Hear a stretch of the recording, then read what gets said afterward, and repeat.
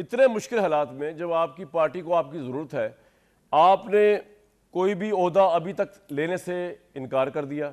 मुझे अपनी इतलात के मुताबिक पता है कि प्राइम मिनिस्टर ने आपको बड़ी कोशिश की, आप नहीं माने। आई थिंक नवाज शरीफ साहब ने बहुत कोशिश की, आपने। साद रफ़ीक साहब ने इनकार कर दिया, उन्होंने कहा जी मैं भी नहीं लूँगा। आप उस पर अभी भी कायम है। और इनकार की वजह क्या थी? आपकी अगर पार्टी को ज़रूरत थी आपकी एज अ बशीर या इवन एज अ सेनेटर, तो आपने क्यों इनकार किया? और साद रफ़ीक साहब ने क्यों इनकार किया? इतने कठिन मरले में तो बहुत ज़रूरत है आपकी पार्टी को, आपकी जो हुकूमत चला रही है इस वक्त। नहीं, इस कठिन मरहले में हम पार्टी के बिल्कुल साथ हैं और कोई ऐसी बात नहीं है, लेकिन अनकार नहीं, लेकिन एक हमारा मौक़िफ़ है और वो मौक़िफ़ बड़ी बड़ी सुलह सफाई के साथ और बड़ी रिस्पेक्ट के साथ और बड़ी यानी सबमिशन के अंदाज़ में कि देखें हुकूमतें फॉर्म हो गई हैं मरकज़ में भी और सूबे में भी, और पार्लिमानी जमहूरी सिस्टम में जो लोग मुंतखब हो के हाउस में आ जाएं उन लोगों को जो है वो ज़िम्मेदारी दी जानी चाहिए।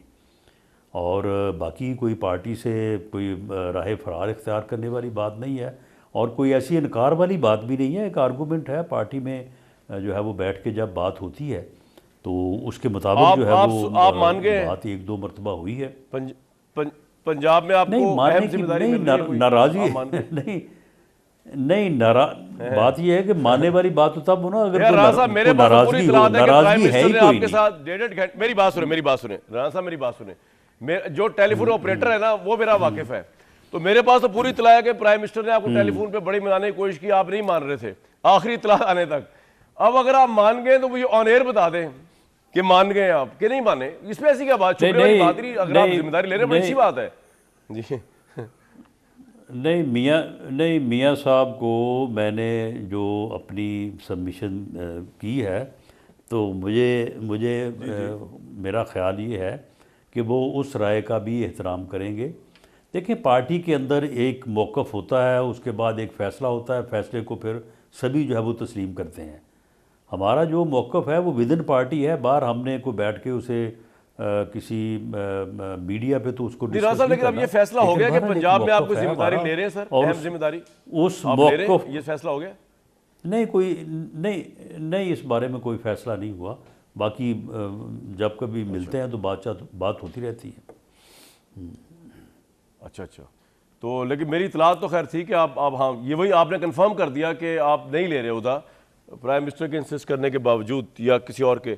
नवाज शरीफ साहब की क्या सिचुएशन है आफ्टर इलेक्शन? मेरी जो इतलात है, मैं अगेन आपको अपनी इतलात बता देता हूँ कि उनको वो सैड नज़र आए हैं। लोगों ने सोशल मीडिया पर ट्रेंड चलाए बड़े फजूल किस्म के मियाँ साहब के खिलाफ। उन्होंने कहा कि जो प्राइम मिनिस्टर भाई बन रहा है, उनका भाई प्राइम मिनिस्टर बन रहा है, मियाँ साहब बन नहीं सके तो इसलिए वो रंजीदा हो गए। तो मैंने उसमें ये कहा था कि ऐसी बात नहीं है, मियाँ नवाज शरीफ चाहते तो अब भी प्राइम मिनिस्टर बन सकते थे, वो नहीं बने, अपनी चॉइस से नहीं बने। और उसकी वजह यह है कि उनके दिल को एक कलक लगा कि यार मैंने नून लीग के जो मेरे वोटर सपोर्टर हैं उनकी खातिर अपनी सियासत के अंदर कुर्बानियाँ दी, अपनी जो मेरी बीवी बीमार थी उनको छोड़ के वापस आया, गिरफ्तारी दी, एग्ज़ाइल भुगता, दो दफ़ा भुगता, मेडिकल एग्ज़ाइल भुगता, वैसे एग्ज़ाइल भुगता, पेरेंट्स के जनाजे पे उस तरह नहीं जा सका। तो उसके बाद वो ये समझ रहे थे कि जब मैं वापस आऊँगा तो मुझे वोट निछावर किए जाएंगे, जो उनका हक है समझना। ये बात सही है कि उनको ये दुख लगा कि उनको वोट नहीं मिला फिर?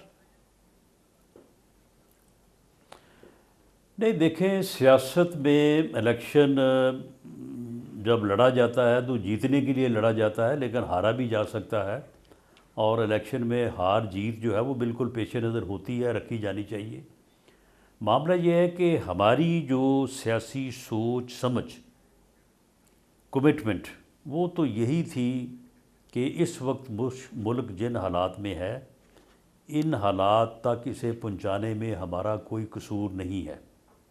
ये वो साजिश जो 2017-18 में हुई और उसके बाद जो मामलात हुए उनकी वजह से मुल्क जो है वो इस हाल को पहुंचा है।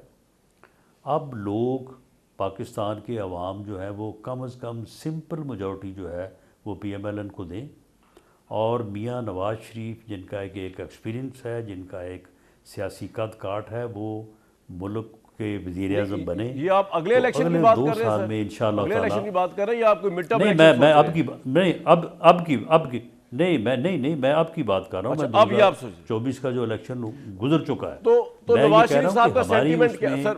ये हमारी साहब उनका हम सेंटीमेंट क्या था हमारा इलेक्शन रिजल्ट के बाद?